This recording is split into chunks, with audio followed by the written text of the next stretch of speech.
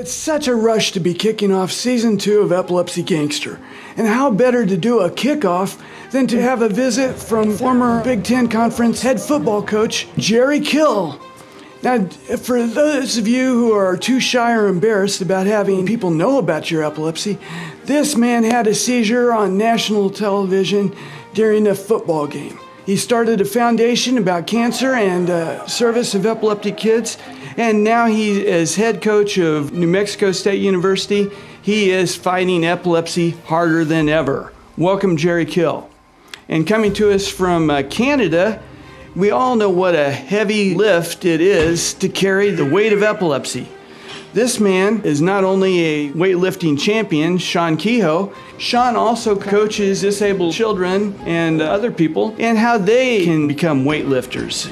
Following that, you guys are going to also hear about a Olympic champion who actually says that epilepsy is the key to her success at 2 Olympics and 300 victories.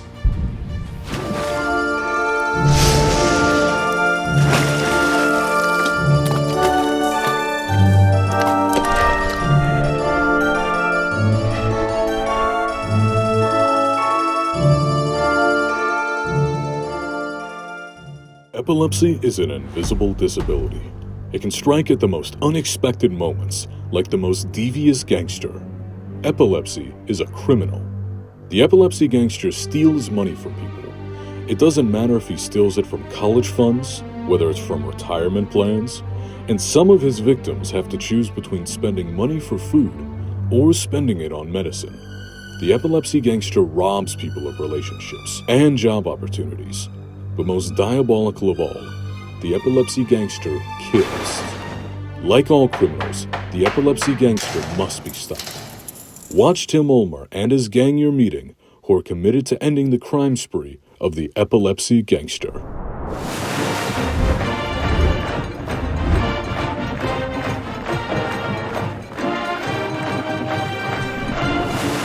Ladies and gentlemen, with us today we have legend and football champions, coaching that is, Jerry Kill from New Mexico State University. Coach, thank you for joining Epilepsy Gangster.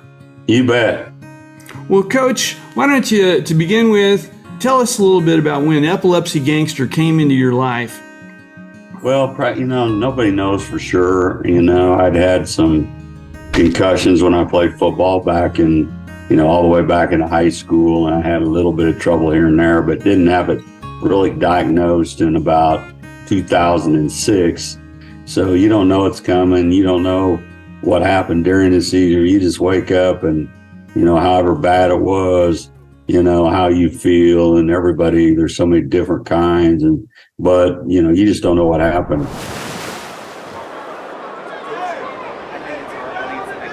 Well, the situation is this. The game is stopped while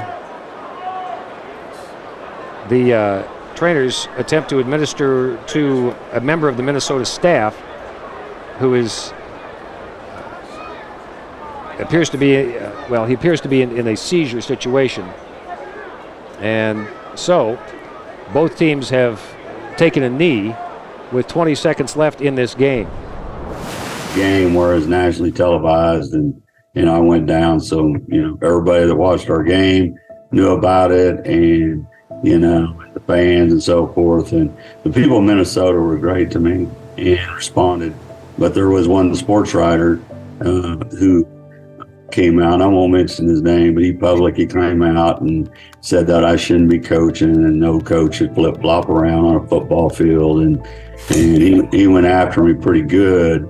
And so Samari roll, a lot of people that have seizures, I walked in after I'd had it, came back after a couple of days, and, they were all very supportive, and the country came out to me everywhere and supported me and really went after this guy and for doing what he said. And eventually, we didn't talk for 2 years. Eventually, I talked to him and said, hey, it's over with. I don't want to go down this road. I'm not a bad person. You made a mistake, big one.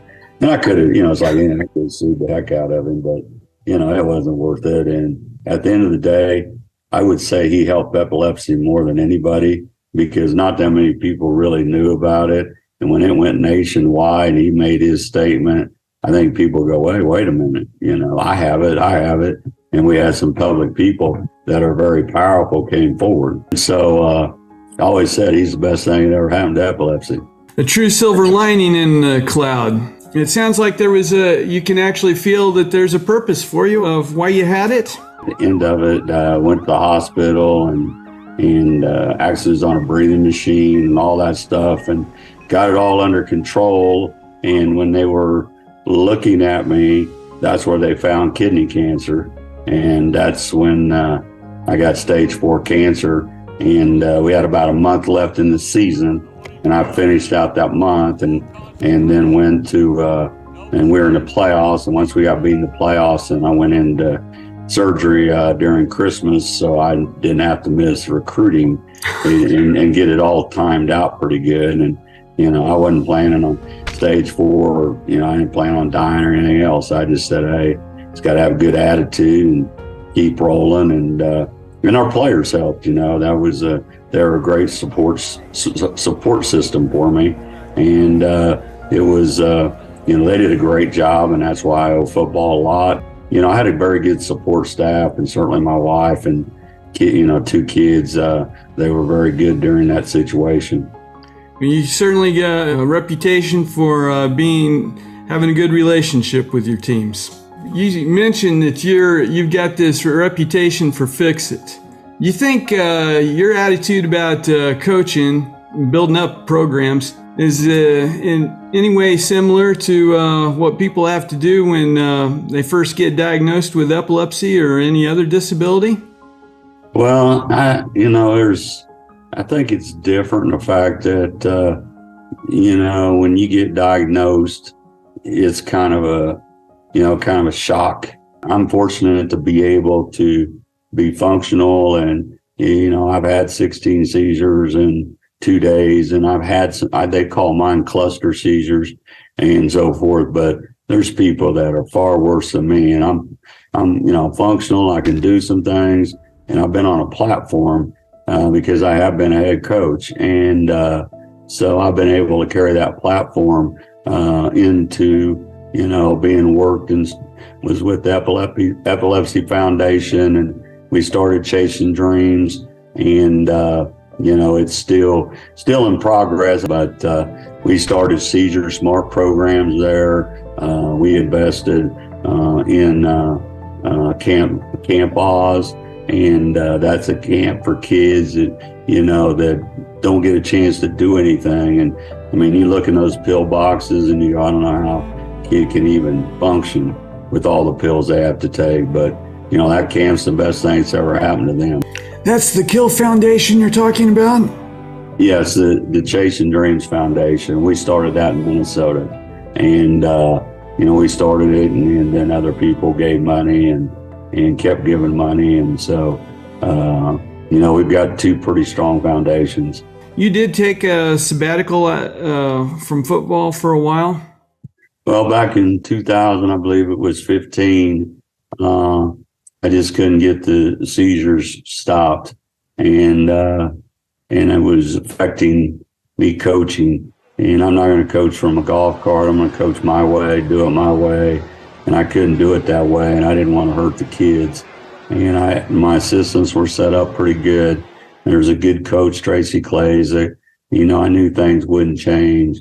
And I just one day came to work and said, you know what, I'm not giving up, but I gotta figure this out. And I just know I'm cheat. I didn't want to steal. My daddy told me never to steal. And, if I can't be there and do it my way, then I'm stealing. And I walked away. A lot of people don't realize I walked away from $8 million. So it wasn't like, I didn't have a big settlement or anything like that. So I just felt it wasn't right for the kids. I've never been around about money anyway. And so I, talked to my wife and kids briefly and walked, just told them I had people that watched my press conference. It was earth-shattering day for me, and went home and was I couldn't get couldn't get off the couch. Most people thought I would never be a head coach again. Your resume, as soon as it says, and everybody in America knows that I've got epilepsy in college football, they're not going to hire you. I proved everybody wrong. They all thought that I was done. They all thought epilepsy had taken over, and nobody thought New Mexico was the worst program in the country when I got the job last year. We went 7-6 and went to a bowl game. So, I proved that. Bravo.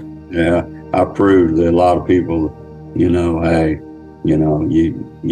I came back and I wanted to go out my way, not the way I went out at Minnesota. The college football world was tremendous to me during that time. And did I know I was going to get back in it? I didn't think I'd ever get a chance. And, I'm just fortunate again that I went down to Florida for 6 months, talked to my doctor, did all that kind of stuff, stayed in touch.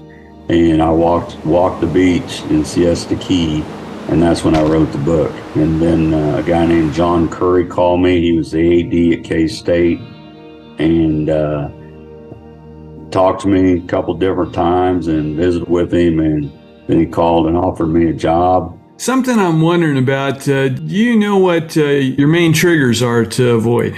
My family would tell you that it's a situation where I'm a pretty intense guy, and so that's maybe pulls the trigger. I think the biggest thing is I could give a great lesson to people there and listening is that I got 2.5 hours of sleep a night for 12 years. And I was not sleeping at all and working, 12, 13, sometimes 14 hours a day. And then, when you're coaching and you're building a program, and we did build Minnesota to where it's at today, is that you're driving your head against the wall trying to get people to change. And then so you're not eating right. And then with the proper medication, if it's not right, which mine wasn't right at that time until I met the epileptologist and got it straight, those 3 things are the worst things that happen. So if you're having trouble and you don't really know the trigger points, that's the trigger points with me and probably most people. I think that's why I'm better. And coaching in New Mexico State, I've had to change. And, I've had to change and rely on the assistance more than I ever had because I tried to do it all myself. And, I'm a different coach than what I was, 7, 8 years ago. And as a head coach, totally different. And, I'm getting my rest. I'm doing all the things I didn't do. What's a single word of advice that you have for anyone that's epileptic? I think my message, or the one thing I would tell them, is go find an epileptologist that knows exactly what they're doing. And if I wouldn't have found one, I'd still be guessing to this day. And so everybody wants to go see a neurologist, might get for trouble for this, but it's not that's not the answer. Go to an epileptologist because they're the expert in the field. That's true. You got to find a way to get away. If you're a person that's been able to be fortunate enough and lucky enough to be functional enough to do what you can do, and even if it's on a limited deal, the one thing we got to step up and do, people could do, it doesn't have to be a football coach. They can do things, and learn to do things, even though their disability is stronger than, their mind. And so, I think that's the big thing is staying active and being able to keep your mind, at ease, so to speak, and be able to, to be able to accomplish things. Well, Coach, I know for a fact that after seeing your story with us, you're going to have many new New Mexico State University fans. Well, that's great.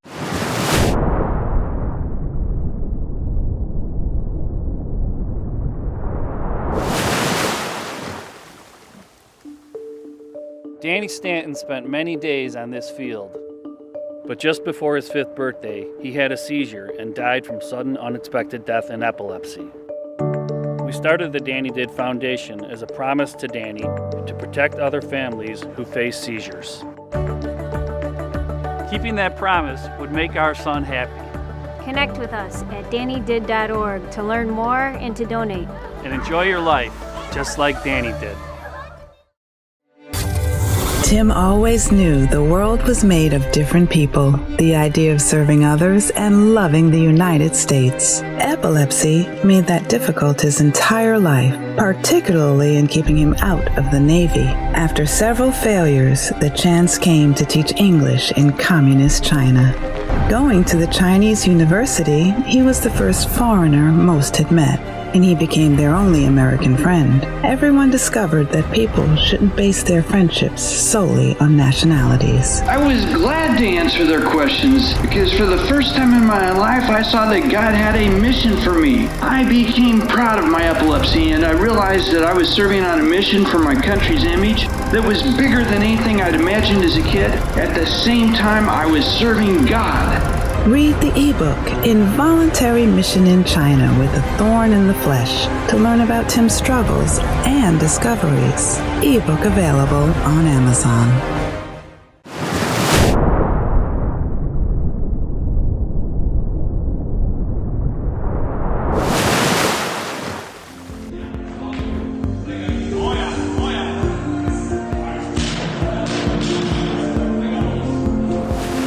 Ladies and gentlemen, we all know there's a burden living with epilepsy, a real weight.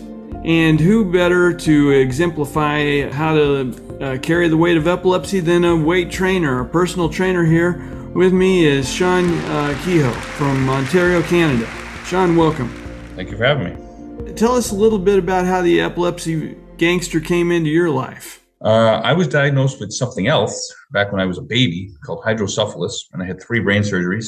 And then it happened again when I was 13, and I had another brain surgery, and then the scar tissue from that brain surgery started the epilepsy when I was around 17. I was having sometimes 15 to 20 seizures a day.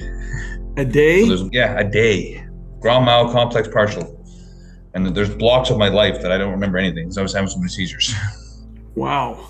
Yeah. So once the diagnosis came down here that you were epileptic, what was your family's reaction to it, and what do you think it was going to do to your future? So it was a mixed bag. A couple of, my driver's license was taken away like this.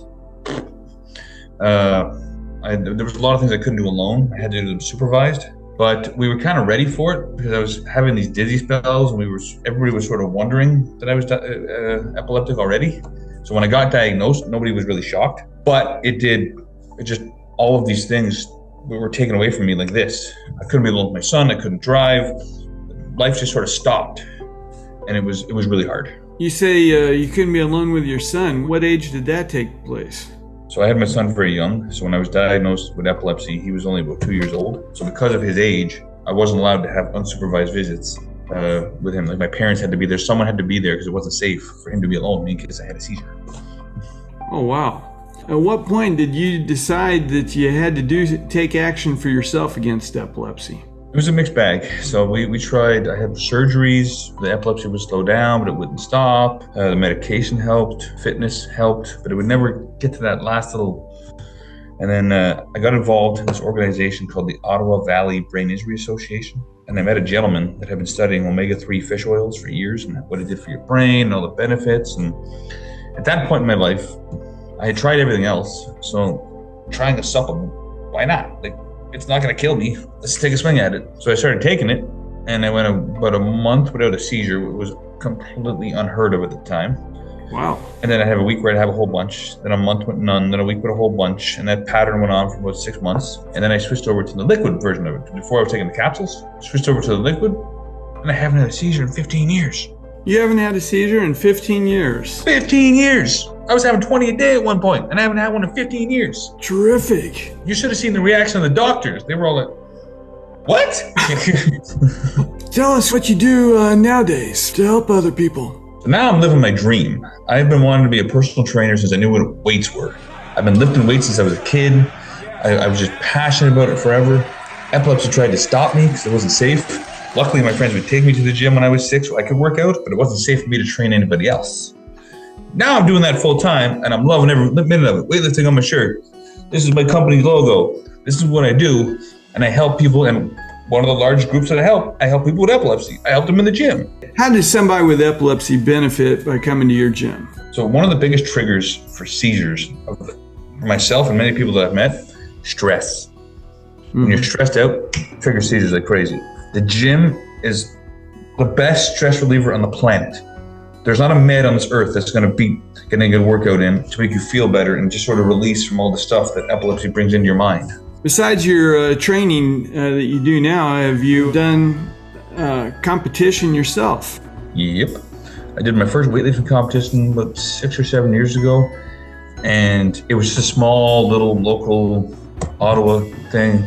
One of the best days of my life, because I got to watch all my friends play sports growing up that I couldn't play because of my brain surgeries. When I stepped on that platform and my best friend and my dad were watching me, it was such an adrenaline rush. I hit my first lift. I pointed right to my best friend. I'm like, "This one's for you, buddy." It was one of the best days of my life. I'm going to start crying just talking about it. It just makes me, it was something I dreamt about and wanted to do my whole life. Epilepsy tried to get in the way, and I didn't let it win. Oh, that's beautiful. How many people do you train that are physically handicapped, physical disabilities right now? A lot. So right now I have about 15, 20, and it's all various disabilities. Some people, it could be somebody, autism is my main, probably about 80% of my clients are autistic. Angelman syndrome, cerebral palsy, epilepsy. Most personal trainers are going to be sort of thrown back by those things. But after what I've been through and what the gym did for me when I was sick, I'm on a mission to do the same for other people. Bravo. I love people who are on missions. Good job. I trademarked these words, enable the disabled, on my hat because I'm trying to give back to them what the world tried to take away from me. How many years have you been running your gym? So I've been doing it officially for about 10 years. I've been doing it my whole life. And then for years, I worked a 9-to-5 job and I did my personal training business on the side. Got to the point where I was burning myself out. And then COVID happened, sort of helped me appreciate life a little bit more. Like, I got one shot at this. So I actually quit a good, stable government job and started my business full time. Smartest thing I ever did. That's marvelous. What age levels do you work with? It goes from all over the place. I'm working with a 7-year-old right now who's autistic. And then I'm teaching a 55-year-old right now how to Olympic lift. So it goes from A to Z. Wow. I had a 73-year-old here once doing strongman. Yeah? Yeah. Age ain't nothing but a number. Okay. Shawn, what one word of advice do you want to leave people with who have epilepsy? Epilepsy is going to try everything under the sun to try and beat you in life. Don't let it win. Every day you wake up, every day you have friends, family, and something to look forward to, you still have a reason to fight epilepsy. Don't let it win. Use it to make you stronger, fight through this stuff, and conquer goals in life. Don't let epilepsy beat you. Use it to make you stronger. You're gonna have seizures, it's gonna get you upset, you're gonna feel like a burden. All of these things are gonna happen. It put me through hell. I almost took my life. But if I didn't go through that, I wouldn't be who I am today. I wouldn't be the guy who's out making a difference in other people's lives, and I wouldn't appreciate my life the way that I do if I didn't go through this. So yeah, it was terrible. Yeah, it was torture. But in the same way, I appreciate it because I am who I am now because of what I went through. Would you go so far as to say there's a purpose why you had epilepsy? Absolutely. Because there was something that I wanted to do early on in my life, and there's this side of the world telling me I'm crazy, and this side of me going, go for it. And the epilepsy helped me realize, wait a minute, this is my life. This is my call. Why do I have to listen to these guys? I'm going for it. Let's go. Very good.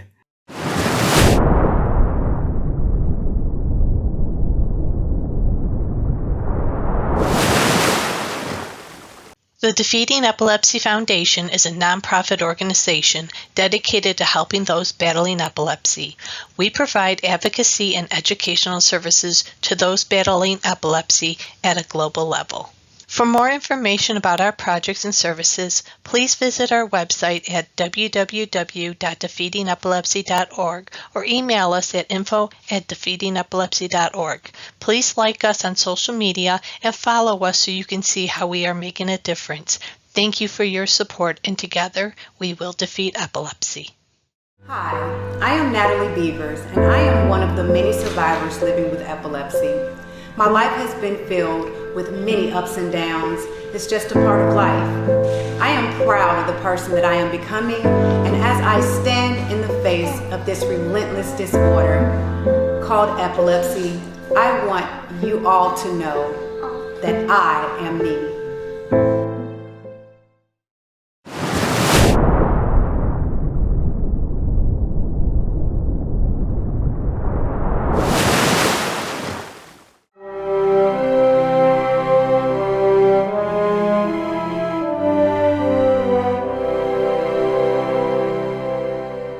This woman was 22 years old when she was diagnosed with epilepsy. She was informed she'd have to take medication for the rest of her life, instructed not to drive, and that it was taboo to tell anyone about her epilepsy. She began biking 60 kilometers to work and back. Biking was pleasant to her and a relief not to rely on public transportation. Soon a coworker encouraged her to enter a cycling marathon. Although she didn't win, she placed fourth. Within 4 years, she won the U.S. National Championship. However, the U.S. National Cycling Championships ruled that her epilepsy was a risk to the team and did not permit her to join. She was very angry until some French cyclists invited her to join them in France. In 1991, after the victorious French women's team stepped down from the podium at the World Championship, the U.S. coach stepped over to shake her hand and congratulate her. He took credit for her win, saying, "If I'd put you on the U.S. team, it would have been easy. This made you hungrier." With 6 world titles, a world record, 2 Olympic medals, and 300 victories, she says, "I don't think I would have made it to where I am now if it wasn't for having epilepsy, as it's always made me push myself harder." Is Marion Clignet. Screw you. Watch me. Whilst you have a will, you have a way. Hey, Epilepsy Gangster, you getting a little nervous with us getting so close to your end zone? Well, you should, because my gang and researchers are going to kick you to the curb.